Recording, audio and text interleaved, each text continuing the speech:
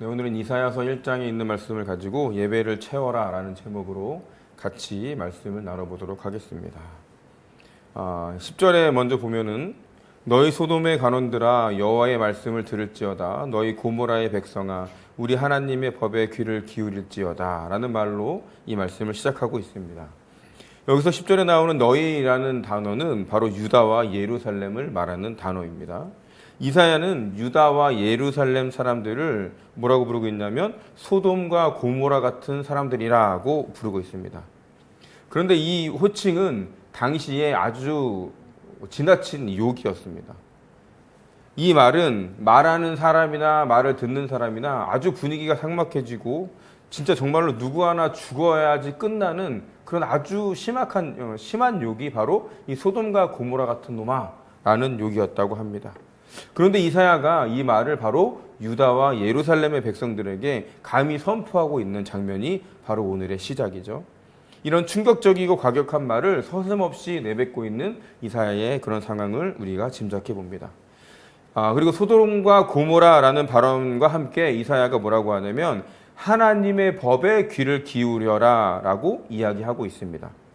여기서 말하는 하나님의 법은 우리가 흔히 알고 있는 토라입니다. 이사야가 말하는 토라의 내용이 뭐냐 하면 선행과 정의를 베풀고 학대받는 자를 도와줘야 되고 고아와 과부를 변호하는 것, 바로 그것을 말하는데 우리 다 같이 17절에 있는 내용을 한번 읽어보겠습니다. 17절 선행을 배우며 정의를 구하며 학대받는 자를 도와주며 고아를 위하여 신원하며 과부를 위하여 변호하라 하셨느니라. 바로 이 내용을 지금 유다와 예루살렘 백성들에게 요구하고 있는 것입니다. 그리고 이 내용이 바로 뭐예요? 바로 하나님의 말씀, 토라의 내용입니다. 이러한 내용에 이런 토라의 귀를 기울여라 라고 이사야가 지금 백성들에게 얘기하고 있는 것이죠. 이사야는 하나님의 토라의 귀를 기울이라는 메시지를 선포한 후에 다 같이 11절을 읽어봅시다. 여호와께서 말씀하시되 너희의 무수한 재물이 내게 무엇이 유익하뇨? 나는 순양의 번제와 살찐 짐승의 기름에 배불렀고 나는 숫송아지나 어린 양이나 순염소의 피를 기뻐하지 아니하노라. 11절에 나와 있는 것처럼 여호와께서 말씀하시되 라는 표현이 있어요. 그런데 이거는 이 문법적으로 봤을 때 미완료 시제입니다. 히브리어에는 완료형 시제와 미완료형 시제 두 가지가 있는데 이름에 있는 것처럼 완료형은 이미 끝난 사건을 얘기할 때 쓰는 시제이고 여기 나온 것처럼 미완료 시제는 계속해서 진행되는 사건을 표현하는 시제입니다. 따라서 여기서 미완료형이 쓰인 것은 하나님이 거듭해서 계속적으로 이 말씀을 하고 계신다는 점을 나타내고 있는 것입니다. 하나님께서 이렇게 11절의 내용을 거듭해서 계속 말씀하시는데 여기서 제물은 히브리어로 제바흐라는 단어입니다. 이것은 화목제를 뜻하는 단어인데 번제는 올라라는 단어예요. 올라는 동물을 태워 드리는 번제를 뜻하는 겁니다. 그리고 우리가 아직 읽지 않았는데 13절에 보면 헛된 제물이다라는 말이 나오는데 이것은 히브리어로 민하로 해석을 할 수가 있습니다. 그리고 이것은 곡식과 열매를 드리는 그런 소제를 뜻합니다.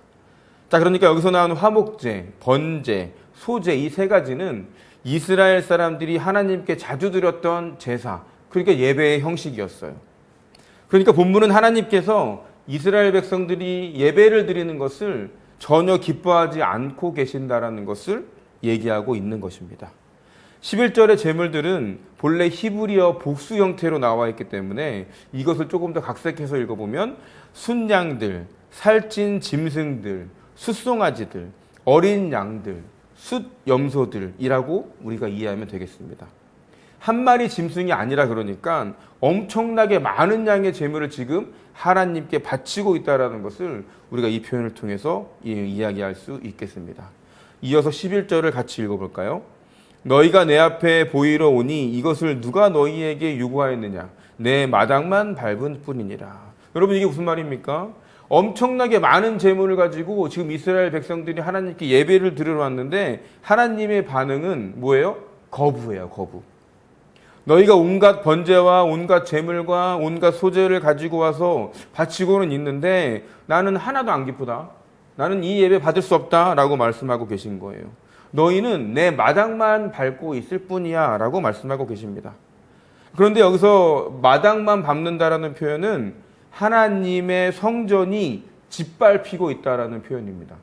여러분 생각해 보세요. 예배 드리기 위해서 깨끗이 옷 입고 예쁜 옷 입고 헌금 가지고 많은 재물을 가지고 교회에 왔는데 하나님께서 예배 드리는 자들에게 얘들아 내 얼굴을 밟고 내 얼굴에 먹칠하지 마 라고 얘기하면 얼마나 충격적이겠어요. 하나님의 얼굴이 제사를 드리러 온 사람들에게 질밟히고 있다라고 하나님께서 지금 대답하고 계십니다.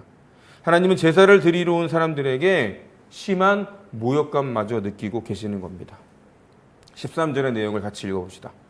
헛된 재물을 다시 가져오지 말라. 분향은 내가 가증히 여기는 바요. 월삭과 안식일과 대회로 모이는 것도 그러하니 성회와 아울러 악을 행하는 것을 내가 견디지 못하겠노라. 여러분 이스라엘 백성들은 월삭과 안식일과 대회로 모여서 제물을 드리고 있는 거예요. 제사 규정을 나름의 방식으로 아주 열심히 준수하고 예배를 드리고 있는 겁니다. 그리고 열정을 가지고 하나님께 예배하고 있는 그런 자리예요. 그런데 하나님은 이것을 굉장히 부담스러워 하시고 심지어 기분이 나빠서 그것을 가증하게 여기십니다. 여기서 가증하게 여기다라는 말은 히브리어로 토에바라는 단어인데 이 단어를 어떨 때 쓰는 거냐면 우상 숭배나 이방 신학에 절할 때 하나님이 보이시는 반응이 바로 뭐예요? 바로 토에바라는 단어입니다. 그러니까 하나님 백성이 이방 신에게 절하는 것에 대해서 하나님이 매우 분노를 표출하시고 모멸감을 느낄 때의 표현이 바로 이런 토에바 같으니라고 이런 말이었던 거예요. 여러분 이 본문에서 깜짝 놀랄 만한 점은 이스라엘 백성이 다른 신이 아닌 하나님께 예배를 드리는 그런 하나님의 예배를 드리는 자리인데 하나님께서 이것을 마치 우상 숭배처럼 보고 계신다라는 사실입니다. 여러분 이게 어찌 된 일입니까? 엄청난 재물을 가지고 예배를 드리는데 하나님은 너희가 하나같이 내 마당만 밟고 있구나. 이런 토해바 같으니라고 라고 말씀하신다는 거예요. 이 예배를 매우 가증하게 여긴다는 것입니다. 여러분 왜 그럴까요? 예배를 드리러 온 그들이 성회를 지키는 것과 아울러서 악을 행했기 때문인 것입니다. 여러분 예배자들이 예배와 더불어 악행을 저지르고 있어요. 하나님은 악행을 저지르는 예배자들의 예배를 매우 괴로워하고 계십니다. 종교와 일상이 이혼했다라는 아주 유명한 표현이 있습니다. 한 신학자가 한 표현인데요. 무늬만 그리스도인이라는 그런 뜻입니다. 좀 이렇게 세속적으로 얘기한다면 교회 안에서는 열심이지만 실제 삶의 현장에서는 개차반인 사람들을 말하는 겁니다. 이러한 그리스도인들을 정확히 표현하는 용어가 있는데 실천적 무신론자라는 말입니다. 이러한 그리스도인들을 실천적 무신론자라고 해요. 여러분 이론적 무신론자는 뭐냐면 이론적으로 신이 없다고 생각하는 거예요. 그러니까 종교행위를 하지 않는 거죠. 그런데 실천적 무신론자는 하나님의 존재를 인정하고 고백도 하고 실천에 있어서 하지만 혹은 실제적으로는 무신론자처럼 생각하는 사람을 바로 실천적 무신론자라고 합니다. 여러분 이런 사람들은 교회 내부에 존재해요. 심지어 교회 내에서 아주 중책을 맡기도 합니다. 우리가 믿고 고백하고 아는 대로 살아가지 못할 때 우리는 이렇게 실천적 무신론자가 되는 겁니다. 여러분 참된 예배는 주일 예배 시간 축도 후에 비로소 시작된다라고 생각해도 무방하지 않습니다.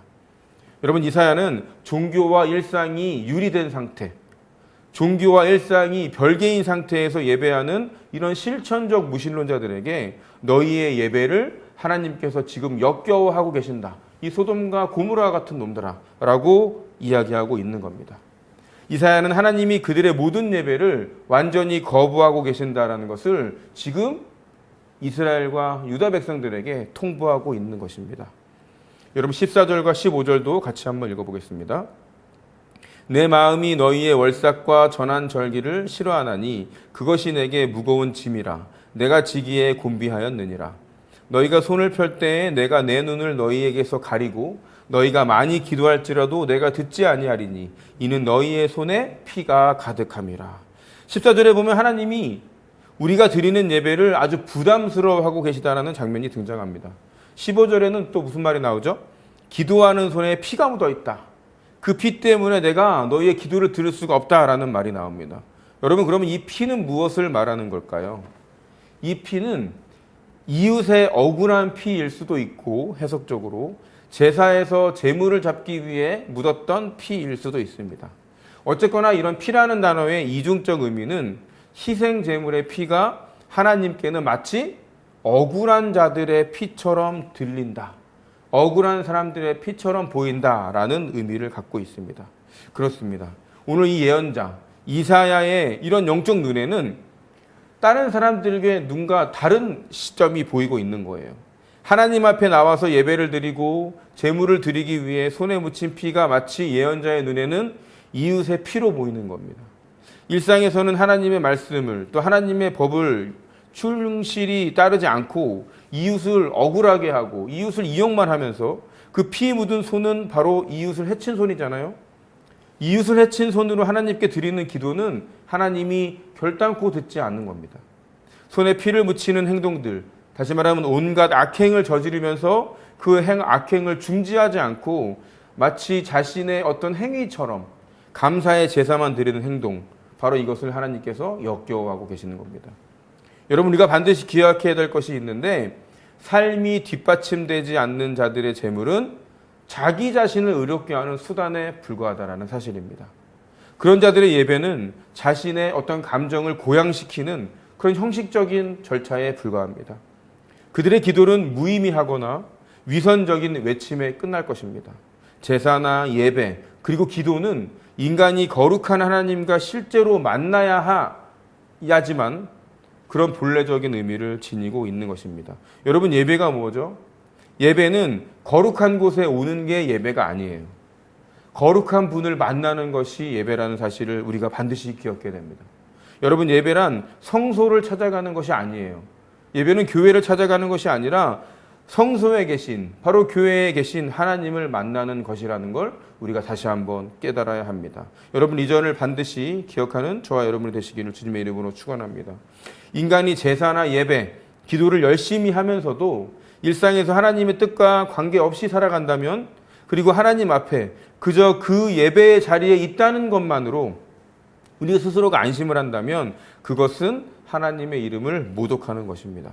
우리가 이만큼 하나님께 정성을 들였으니까 무조건 여기 모인 우리의 예배를 하나님께서 받으실 거야, 하나님 우리의 예배를 받아주셔야 됩니다 라고 말하는 것은 마치 하나님 닥치고 이 예배를 받으셔야 됩니다 라고 우리가 주장하는 것과 다르지 않다라는 것입니다.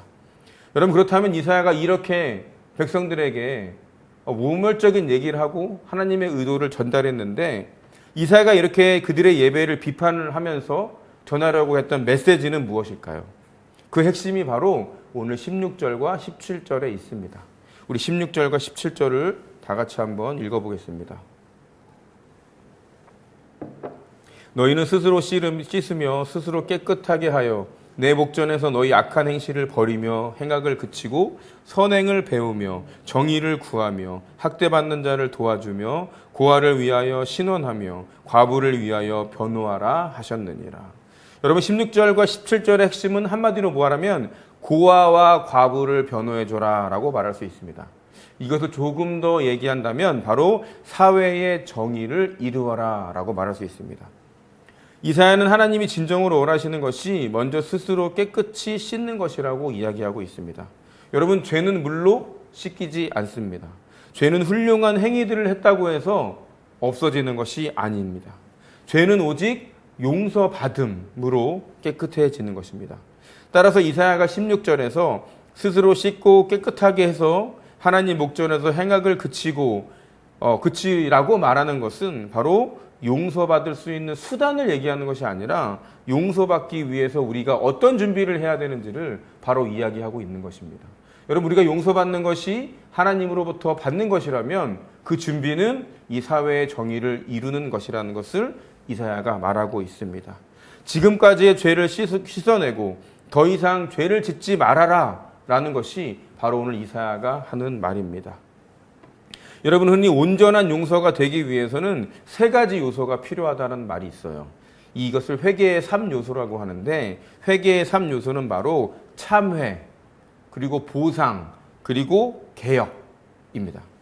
진정한 회개는 하나님 앞에서 눈물로 먼저 자신의 잘못을 진정으로 뉘우치는 참회가 있어야 돼요.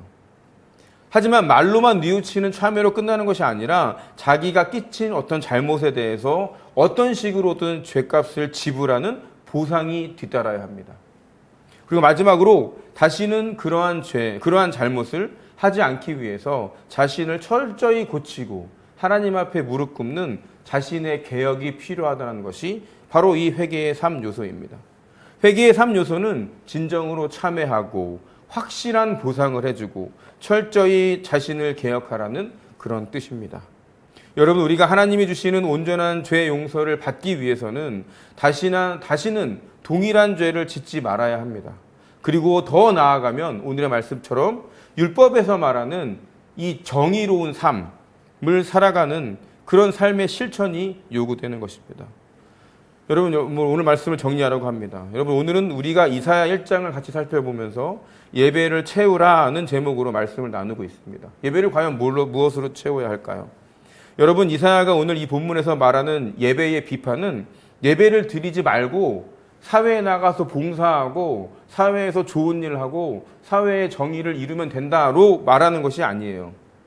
정의로운 삶이 바탕이 되지 않고 드려지는 예배가 하나님께서는 부담스러워한다는 것이 바로 이것의 주제겠죠.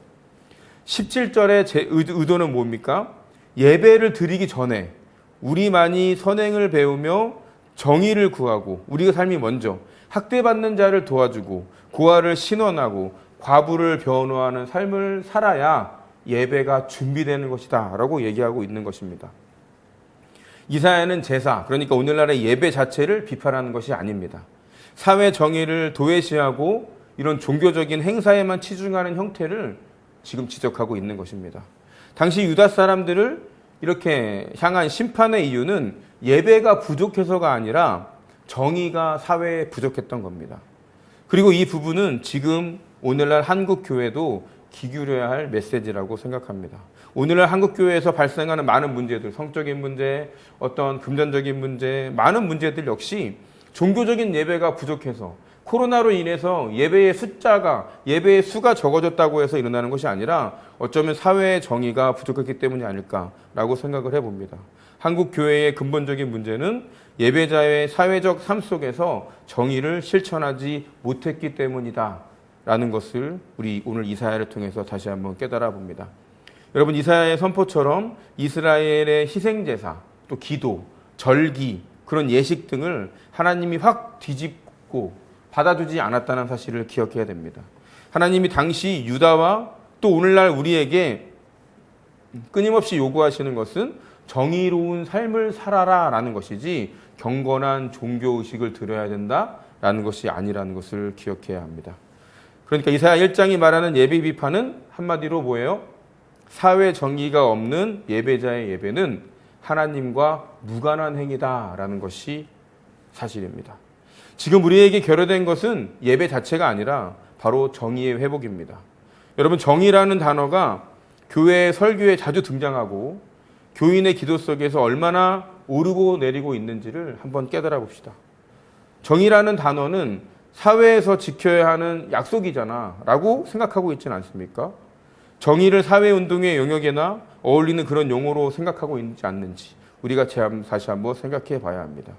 제가 아주 자주 설교하는 내용이 바로 이 사회의 정의를 이루자라는 그런 것이죠. 제가 설교를 준비하면서도 이 사회의 정의를 너무 많이 얘기하는 것이 아닌가라고 이렇게 고민이 들 때도 있지만 우리가 먼저 준비된 자로서 사회의 정의를 이루기 위해 노력하라는 이 메시지를 다시 한번 기억하는 것이 너무나 중요하다는 것을 우리가 깨달아야 합니다. 정의를 요청하는 선포에 대해서 저의 그런 어떤 설교에 대해서 낯설어 한다거나 이상하다는 생각을 갖지 않고 정의에 대한 선포를 이상하게 생각하지 않는 그런 교회, 또 그런 교회들이 많아지는 한국교회가 되기를 우리가 기도해야 합니다. 그리고 그런 사실들이 모일 때 바로 하나님께서 우리 한국교회 예배를 연락하신다는 것을 기억해 봅시다. 여러분, 예배자는 교회 안에서만 예배 드리는 것이 아니라 세상으로 나가서 도움이 필요한 사람들을 찾아내고 도와주어야 합니다. 때로는 바보처럼 당할 일도 있고 또 이해타산이 맞지 않는 결정을 해야 될 때도 있지만 선행을 배우고 정의를 구해야 합니다. 선행과 정의로 채워진 그런 예배를 드려야 합니다. 그래서 교회 주변의 약자부터 살려야 됩니다. 약자들이 살아야 우리 나누는 교회 예배가 사는 것이고 우리 주변의 약자들이 치유되어야 바로 우리의 예배가 회복되는 겁니다. 예배가 회복돼야 우리 예배자도 살아갈 수 있습니다. 예배자가 살면 이 땅에 하나님의 그런 나라가 조금 더 확장되는 그런 역사를 우리가 목격하게 될 것입니다. 오늘 이사야 1장에서 말하는 주요 메시지는 바로 선행과 정의로 예배를 채워라 라는 사실을 기억해서 우리가 일주일 동안 선행 그리고 사회의 정의를 채우기 위해서 아주 작지만 우리에게 주어진 삶의 자리에서 최선을 다하는 그런 일주일이 되기를 주님의 이름으로 축원합니다.